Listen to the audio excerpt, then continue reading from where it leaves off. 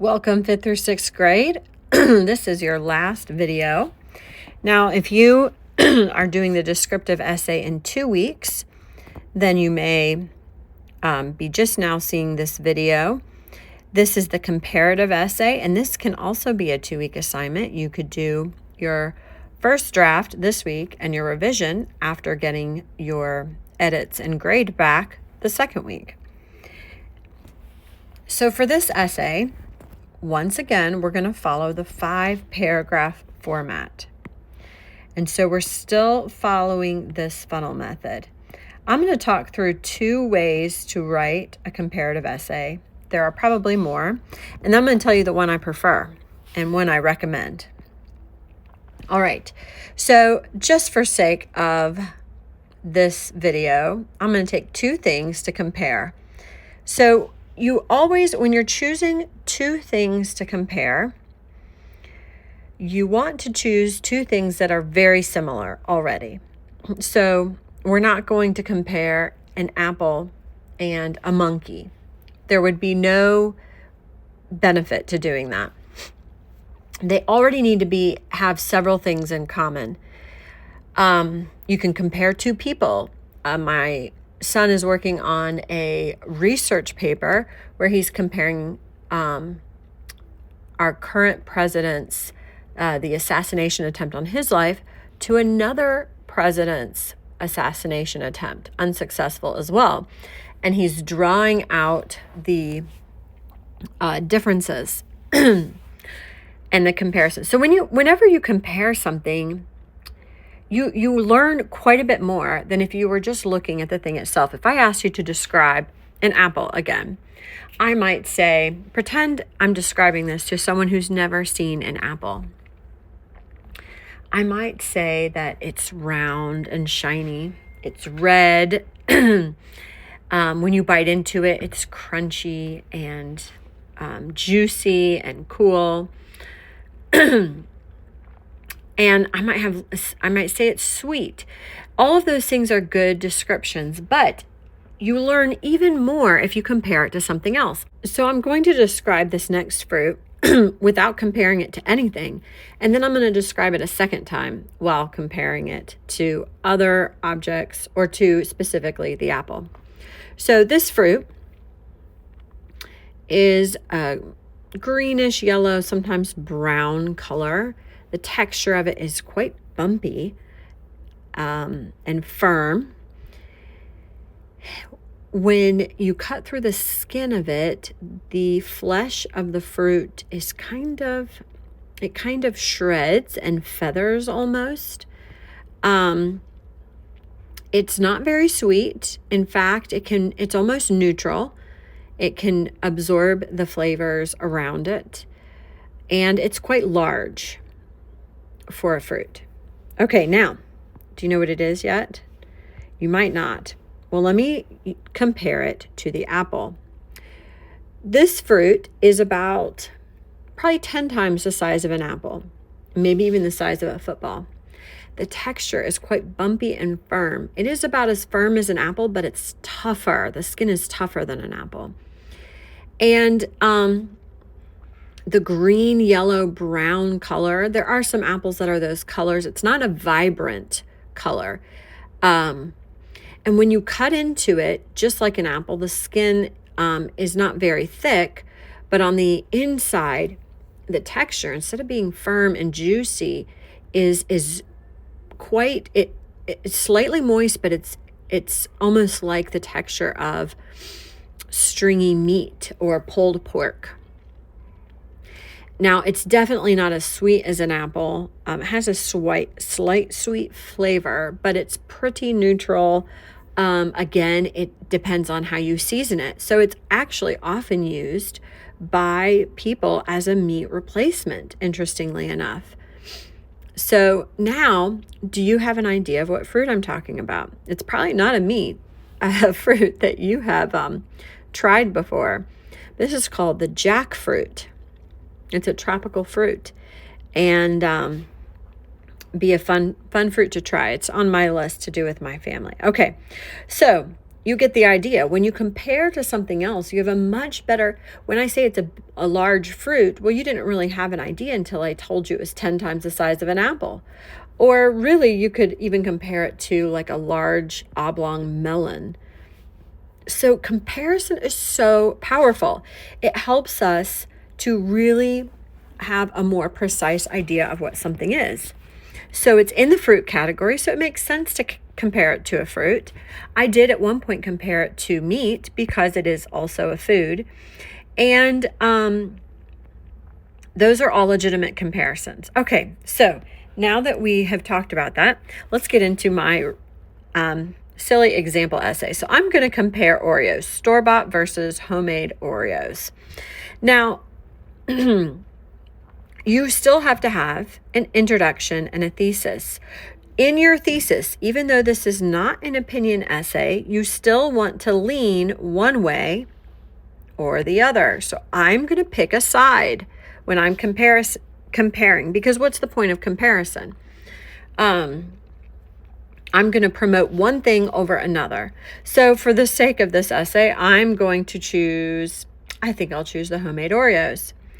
Now, there's two ways to write a comparison essay. This is the first example right here. So the paragraph 1 would be to compare the similarities. And body paragraph 2 would be to compare the differences. So it might read something like this. Let's see, I think I gave myself a little bit of space. Actually, I'm going to try to move this over so I have even more space. All right, here we go. So in this first example, I did it again. All right, let's get settled here. Okay, in this first example, my thesis might be something like homemade Oreos surpass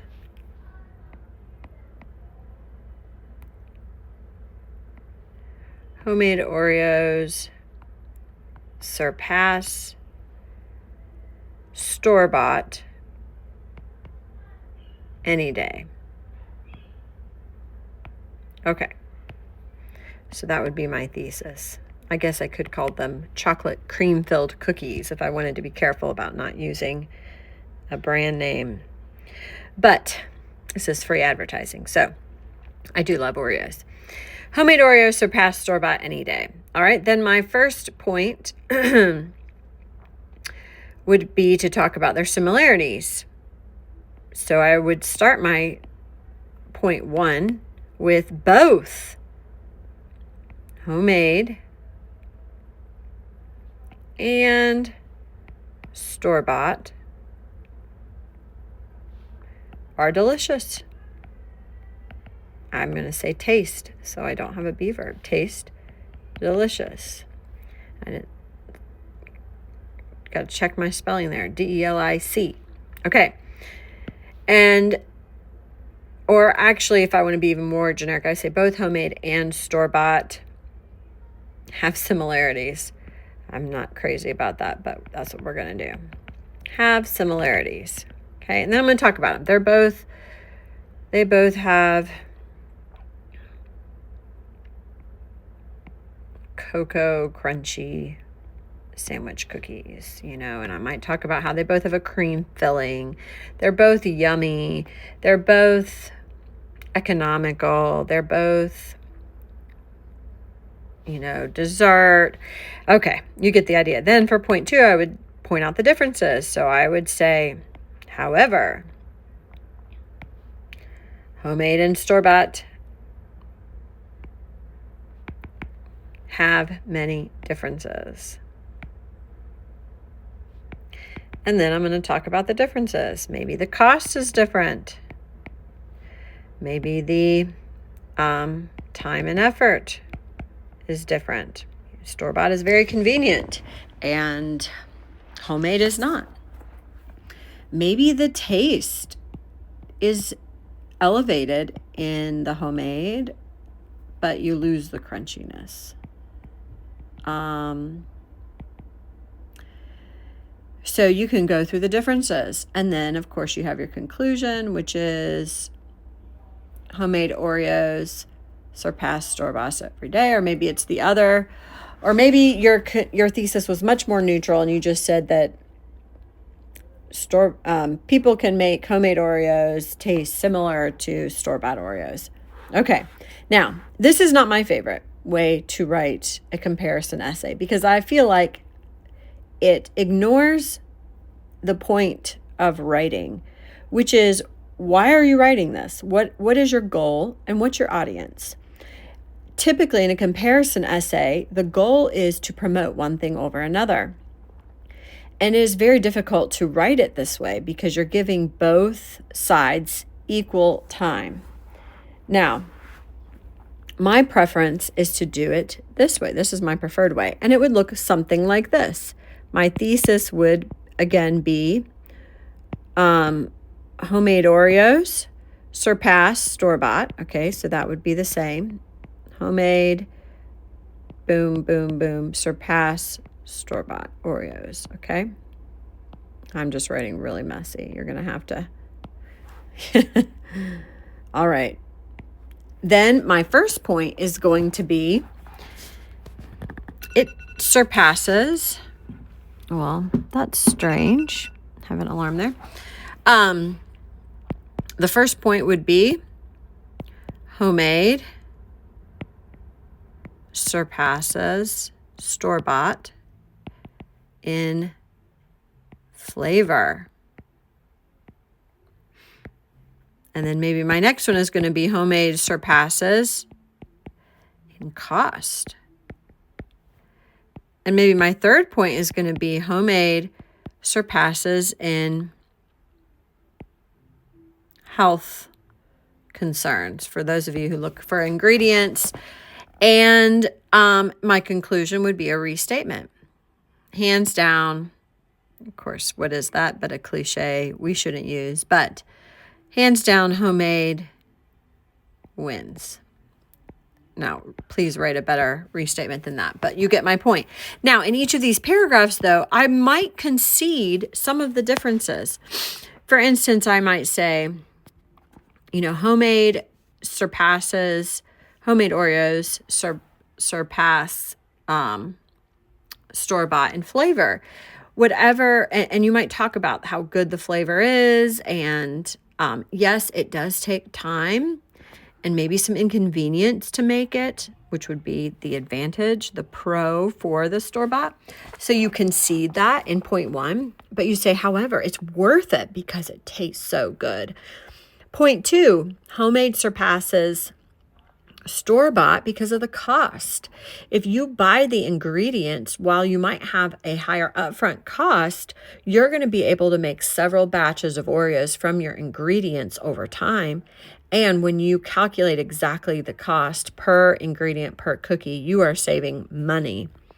And then thirdly, homemade surpasses store-bought for health reasons. If you're trying to watch ingredients or you want to swap out an ingredient that maybe you can't have, or if you want to control the sugar, you can do all of that in a homemade Oreo and not sacrifice your health concerns. So you see how you still acknowledge in each paragraph, you're still pointing out the benefits of store-bought Oreos, but you're casting them in a way that allows you to still promote your preference.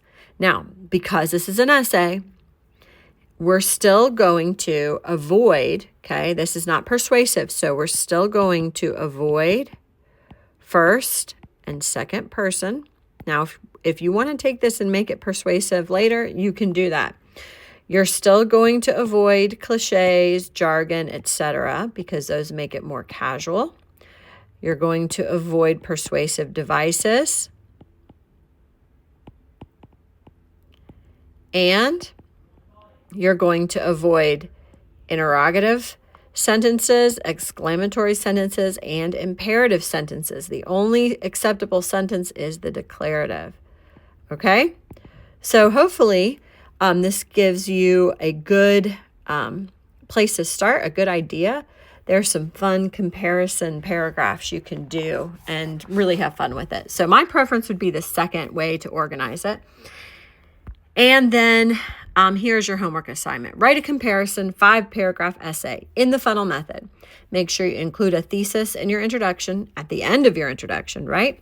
3 points corresponding with 3 paragraphs and a conclusion. Of course, unless you do the first way, which you would only need 2 body paragraphs for the similarities and the differences. So it would be a 4-paragraph essay, and that would be acceptable. I do think it'll be more difficult to write.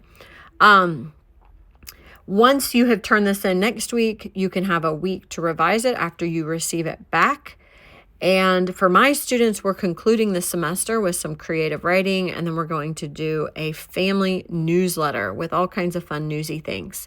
So that would be a great way for you to end your semester as well. Happy writing. I hope you have a great week.